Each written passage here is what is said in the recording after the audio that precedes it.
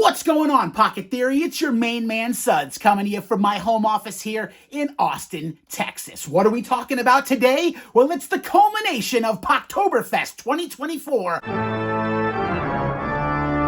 Light versus dark. We're gonna have a little fun with the kit building concept. Now, up until this point on my channel, every kit that I've shown you has been a real kit with real life applications. But today, we're gonna take a trip down the fictitious side. We're gonna build a fantastic kit for a fantastical scenario. It's a collection of specialty items that you can use to help you survive a classic monster horror movie. Yes, today we are the forces of light and the forces of darkness are the classic movie monsters. Now look, we're not talking about surviving scary movie night with your friends, all right? You wanna survive scary movie night? Get a wet nap to wipe the popcorn butter off your fingertips, you fat fuck. Whoa, where did that come from? Excuse me. Surviving scary movie night with your friends is easy as long as you're not a total pussy, am I right? No, today we're talking about how you survive inside a classic monster movie. Inside a classic monster movie? What is Suds ranting about now? Well, anybody who's seen the movie Last Action Hero knows. You're just one golden ticket away from being transported into the fictitious world of a film. Look, preppers, don't let the haters spoil the fun with their reality, okay? Just because something isn't likely to happen doesn't mean that it'll never happen. Better safe than sorry, I say. In the case of the classic movie monsters, you guys already know the all-star lineup. We're talking about Dracula, Frankenstein, the Mummy, the creature from the Black Lagoon, and Wolfman. Now, if you've seen a little film from the 80s called The Monster Squad, then you already know there is a slight chance that you won't be fighting one monster at a time. You might be fighting an entire team of classic monsters. Despite the fact that it was made in the 1980s, Monster Squad counts as a classic monster movie. I'll die on that hill. So the situation exists where you find yourself facing not one, but multiple classic movie monsters. If that happens, if you find yourself last action heroed inside of a classic monster movie, well, by God, after watching today's video, you're gonna be prepared. Just follow my advice, keep your head on a swivel, and make sure you have your classic monster movie kit close at hand. The first thing you're gonna wanna do is make sure you have a quality bag to hold all your supplies. That's why I'm dealing with this mini range bag from Garage Built Gear. It's American made, it's well constructed, it's perfect for battling the forces of darkness. The fight kicks off. You're staring down the barrel at 5 classic movie monsters. You're gonna need a solid strategy. Today's survival lesson is brought to you by the letters D and K. Distract and kill. What in the world can that be? You never go at a monster head on. That's a classic blunder. Ha, you fool! Simply divert their attention first and then murder those evil sons of bitches. The first thing you're gonna wanna do is create a little distance between yourself and the monsters. That's just classic fight strategy. Lucky for you, all classic movie monsters are afraid of one thing: fire. All you do is splash a little Zippo fuel down, light that shit up, and boom, all the monsters are gonna step back. Time for a quick assessment of the situation. Frankenstein is easily the biggest and strongest of the bunch, so you're gonna wanna deal with him first. But if you have seen Monster Squad, you know you don't fight Frankenstein. You team up with Frankenstein, and he helps you fight the other monsters. Sidebar, yeah, look, I know his name isn't Frankenstein, all right? I'm keeping it simple for the kids. If you've read the book or if you've seen the film from 1931, then you already know the name Frankenstein is the doctor who created the monster. I get it, but it's been like 100 years and everyone calls him Frankenstein, so I'm just calling him Frankenstein for the video, okay? So right off the bat, you're gonna wanna tweak your strategy and do a little D and B, distract and befriend. How do you distract Frankenstein? It's simple. Single pink flower. If you've seen the movie, you know how well it works.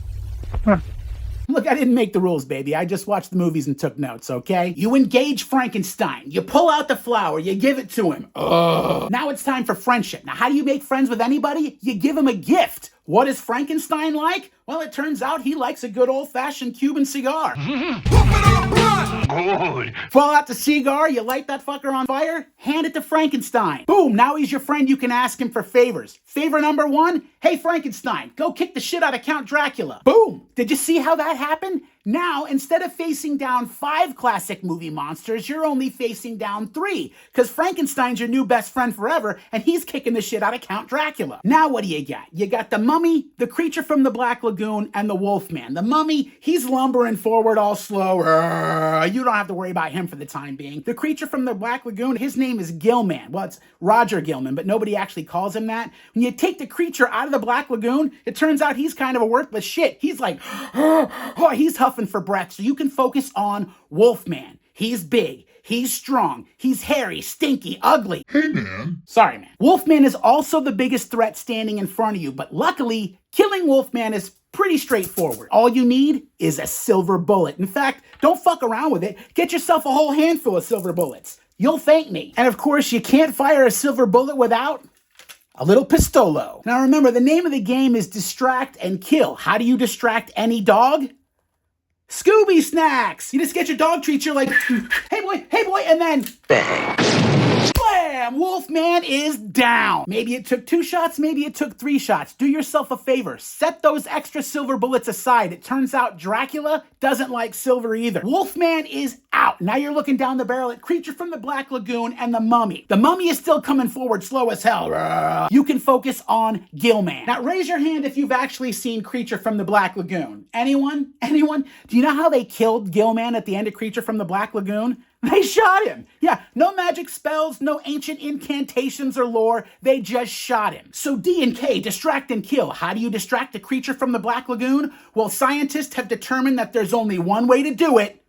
A bikini girl. He may look like a fish, but he's actually kind of a dirty pig. So you show him the bikini girl. Gillman's distracted. You aim the gun, you cock the hammer, and say something cool like, I prefer my sushi raw. Black Lagoon, more like Brat Lagoon, motherfucker. Brat, brat, brat. Gillman, out. Wolfman, out. Frankenstein, still fighting Count Dracula. Now is your chance to take out the Mummy. Now, unlike the Creature from the Black Lagoon, there is some ancient Egyptian lore surrounding the Mummy. You know what else is surrounding the Mummy? A bunch of old dry-ass bandages. Spoosh! Light that bitch on fire!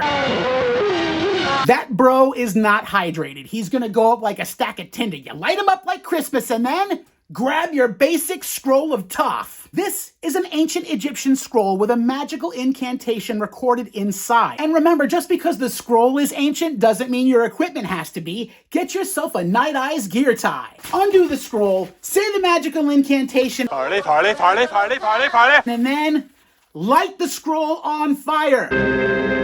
As soon as the scroll goes up, the Mummy's powers are gone, he crumbles to dust. It's just that simple. Here's a pro tip. Don't breathe any of that dust in. Shit's bad for your lungs. Now we're on the home stretch. Wolfman is dead, Gillman is dead, the Mummy is a pile of dust. Now it's time to put Dracula down for the count. The Count, get it? Now, when it comes to killing Count Dracula, he's a crafty, blood-sucking mother F. And newsflash, he's already dead. You've got your work cut out for you. You're gonna have to put in a little overtime on this kill, and to make it effective, you're gonna wanna come with a multi-pronged attack. Whatever silver bullets that you have left, load them into the gun. Ask Frankenstein to step aside. Step aside, what?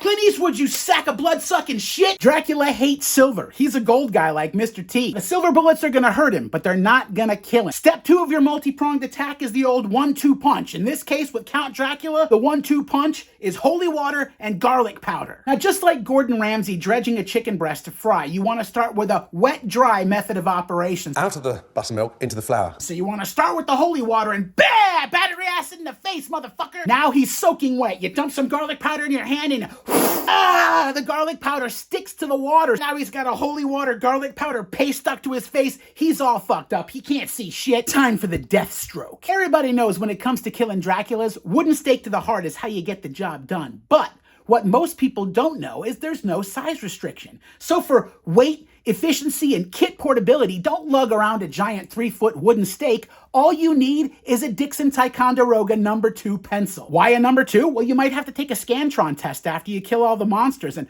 why a Dixon Ticonderoga? Did you ever ask yourself, what was the pencil that John Wick used to kill that guy in John Wick 2? Yeah, it was a Dixon Ticonderoga number 2 pencil. They're the best. Now, if you're smart like me, you already own a Jesus H. Christ pencil sharpener. It's just good common sense. It adds a second layer of holiness to the whole procedure. So you sharpen up your pencil and you move in for the final blow. Stabbing Count Dracula in the heart is pretty straightforward. Down in a stabbing motion. But you do need to get in very close to make it happen. So distract and kill. How do you distract Count Dracula? Well, it turns out when he was Vlad the Impaler, he had some beef with the Turks. I kind of skimmed through the wiki article, but just know this. Dracula is a racist shit against Turkish people. So all you have to do is just be like, look, it's a Turkish kebab vendor. Bam! Make sure you use the pointy end of the pencil and not the eraser. Eraser stab is just amateur shit. You're better than that. Hopefully, if you're lucky, Dracula instantly crumbles to dust. If not, you are gonna have to cut his head off, stuff his mouth with garlic, and then incinerate both the body and the head separately, and then bury the ashes in consecrated earth forever. But that's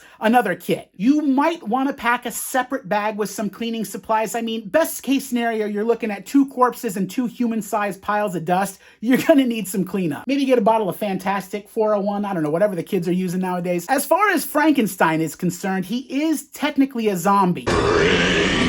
You can't adopt him. You're gonna live with me now. He's gonna have a really hard time integrating into society unless he becomes an artist. Artists are allowed to be eccentric and idiosyncratic. They get away with all kinds of shit. So just enroll Frankenstein in some art classes at your local community college. Before you know it, he'll be selling paintings at the local coffee shop. Hey, maybe get him a Tinder profile so he can swipe right on a goth bride.